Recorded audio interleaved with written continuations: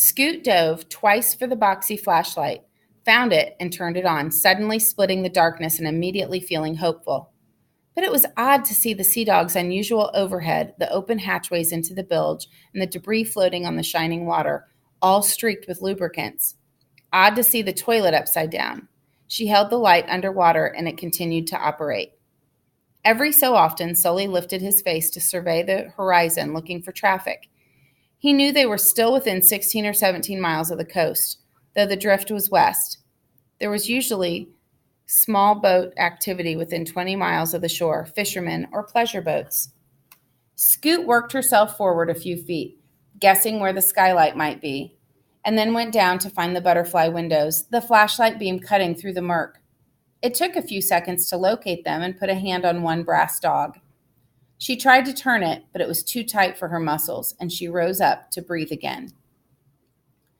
Not knowing what was happening below or whether Scoot was trying to escape, Sully was getting more anxious by the moment.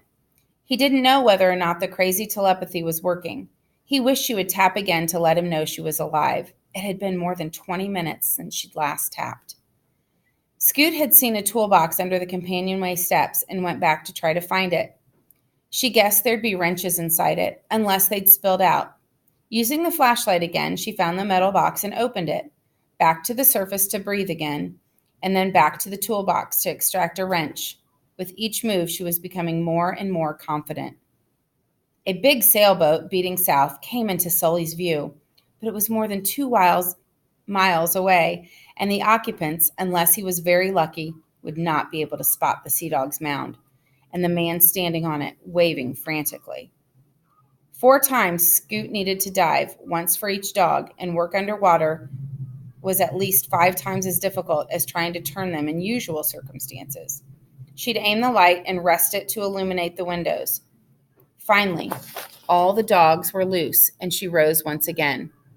This time, after filling her lungs to bursting, she went down and pushed on the starboard window. It cracked a little. The outside sea pressure resisted, and she had to surface again. Sully sat down, almost giving up hope.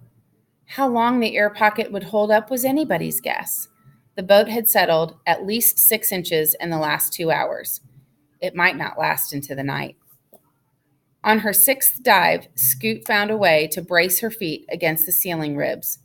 She pushed with all her strength, and this time the window opened.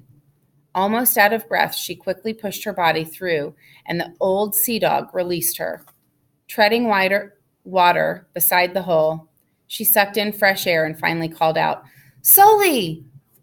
He looked her way, saw the grin of triumph on the oil-stained imp face, and dived in to help her aboard the derelict.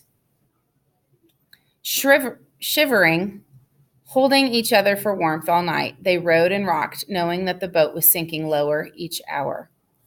Just after dawn, the Red Rooster, a long-range sports fishing boat out of San Diego, bound south to fish for wahoo and tuna off the Revilla Gigodo Islands, came within 100 yards of the upside-down sailboat and stopped to pick up its 2 chattering survivors.